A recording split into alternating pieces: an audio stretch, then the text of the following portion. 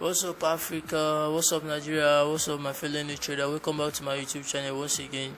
It's a brand new person that's got ICT. Hope your week was good. Hope your week was amazing. Hope you made money from the forex market. Hope you kill the market. Hope you make the market. It's a brand new person that's got ICT. So looking at us here now is the DSY chart. As you can see, what we called last week didn't precisely deliver to what I said. Why do I say it didn't precisely deliver to what I said? Why did I say so? This is a fair value gap which I anticipated for price to go to add some accumulation within this particular fair value gap and start going up.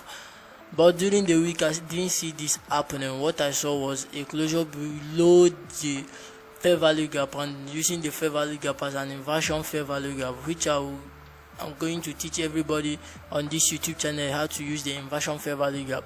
So immediately price closed below the fair value gap, I now used it as an inversion fair value gap, and this is an order block which we all know. This is a change in delivery. We have been buying. This is a change in delivery.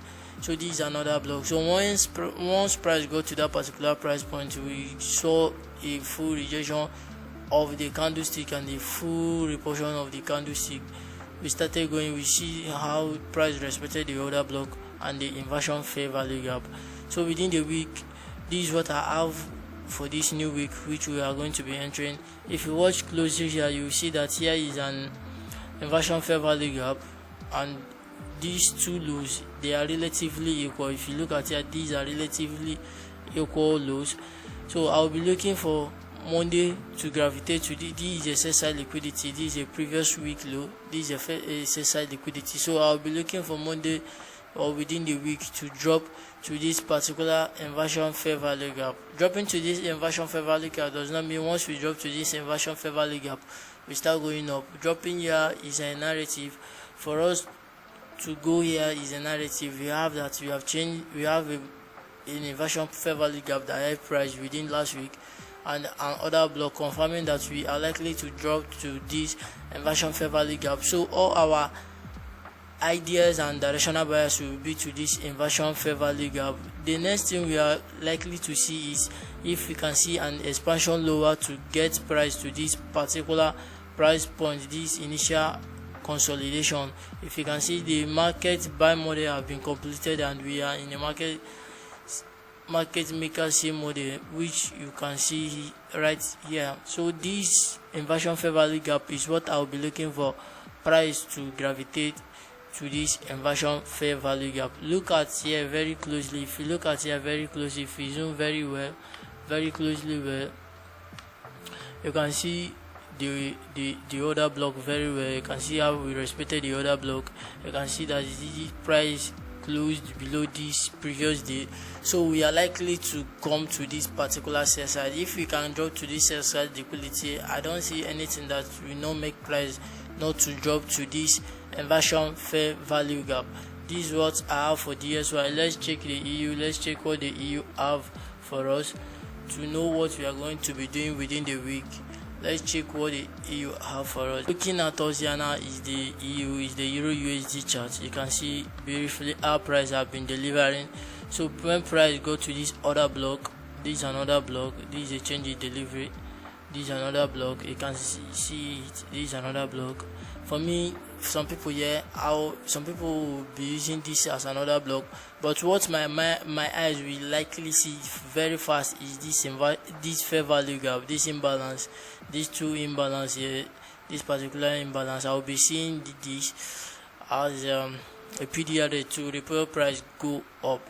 So that's what I am looking at. The recent week which we anticipated price to drop to a particular fair value gap, which I am going to show you guys all on this video.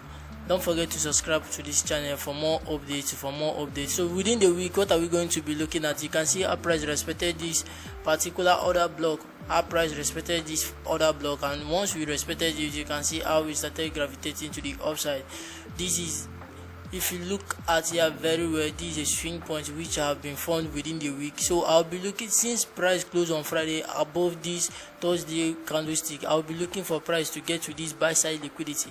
If you can get to this buy side liquidity, if you use your fib to measure from year to year, you can see that this is a beautiful 78% retracement of the OTE level. if you use the central bank dealers range, if you use, you can see that the expansion go to this particular point, this particular point 1.10555. You can see that price go, the projection is going to get to that particular price point.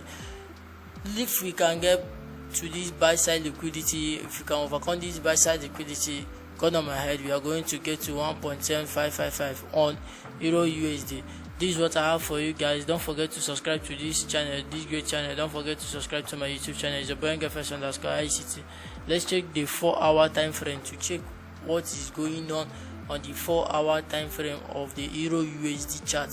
Looking at us here is the 4-hour time frame of the Euro USD. This was the fair value gap which I was telling you guys on. This was the fair value gap which I was telling you guys on. So once price got to the fair value gap, you can see how we report and started going up, started forming another bullish momentum. This is the daily order block on the 4-hour time frame. Look at here, this is a fair value gap, this is an imbalance. Once price got to that imbalance, price started going up higher.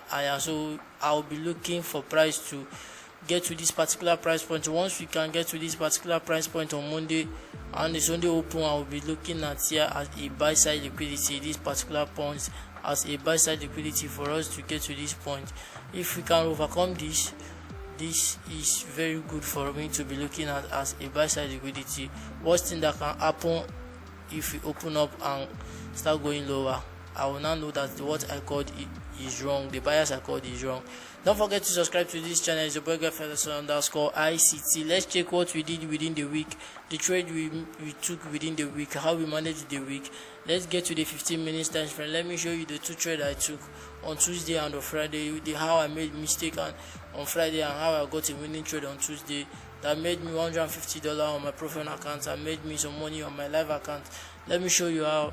Let's get to the 15 minutes time frame of the Euro USD. At me here now is the 15 minutes chart on the Euro USD. You people know the simple strategy which I use, which is called ICT London Key Zone strategy, which I use. London forms the low of the day. How did I know that the price is going to go up on Friday? It was very simple, even though other things are coupled. If you can watch the PM session, we had the accumulation within the PM session. So since we have an accumulation within the PM session, I was anticipating that price is going to manipulate. Immediately we go to Asian, they used Asian season to manipulate. We saw a manipulation within the Asian season, and early London, we started going up, we started distributing to the upside. And during London key zone, we saw a fair value gap, which is a silver bullet. We have a silver bullet within the 230 New York time. Within the 230 New York time, price started going up. Immediately price started going up, and we go to this particular block. I was thinking this was going to hold up price since we saw a fair value gap, and this fair value gap have been filled. We have filled the fair value gap 2 times. We have touched the fair value gap. I was anticipating that even if price is going to return to this fair value gap, I don't want to see it take this low. I don't want to see it take this low. I want to see it within this particular price point. Once we get to this particular price point, we should start getting paid. This was why I got into the trade even before when my time have not reached. I think this is a trading error because I opened a position when my time have not reached to open a position. So this, you can see this accumulation, manipulation and distribution, which is ICT power of 3. This was how I knew that Friday was going to be a bullish candle. This was how I was going to, even if I lost the trade, lost the trade just by a pip. Even if I lost the trade, but the bias was still in line. This one you need to know, the bias is still in line. That was good. Let's check the Tuesday trade, which made us a massive money on Tuesday. This was the Tuesday trade. How do I know that the Tuesday is going to expand lower? Looking at me here is the Tuesday. How I knew that it's going to expand lower was very simple. It was very easy for me to know that the Tuesday was going to expand lower. Looking at, if you go back to the 4-hour, which I showed you guys, you can take the video back so that you see what I was telling you guys on.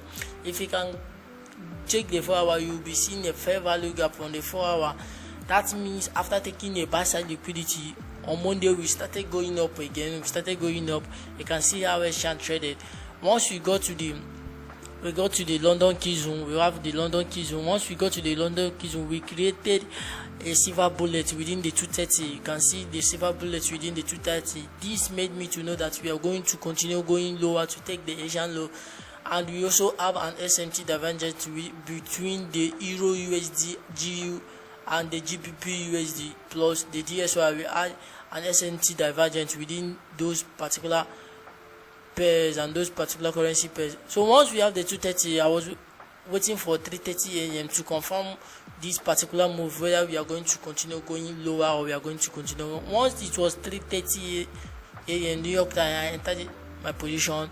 You know how I do it. 1:3 is okay, but I took this trade 1:4, 1:4 risk reward ratio. So I made much money here. This is why I don't move my trade to break even. For those who ask me on my group, why don't I move my trade to break even? Why don't I move my trade to break even is because this, once you move your trade to break even, you don't know whether they are going to return. Assuming I moved my trade to break even on this particular trade, I would have been knocked out by break even, and I would be very angry on myself. Why did I move to break even? I didn't move to break even. Once price got to this particular price point, they return back. You can see how many times they mitigated that particular price point to take more liquidity, to seek more liquidity. Immediately it was New York time, price started going lower, and we broke lower and we reached our objective. So this is what I have. This was how my week. We had a 1 win, we have a 1 loss, which was caused by not waiting for my time to reach before opening the particular price market. So it's a boy guys. Don't forget to subscribe to my YouTube channel. Make sure you subscribe to this channel. Share my video to other traders who want to learn ICT concept. Share my video to those who want to learn my ICT concept. It's a boy guys ICT. Peace off, guys. Hope you guys made money from the market. If you don't make money, don't worry, you're going to make money. It's just a process. Everybody have their own time where they make money, and everybody have their own time when they lose money. You cannot run from the losses. Just learn from it. Peace off, guys. See you guys in the next video. Hope you guys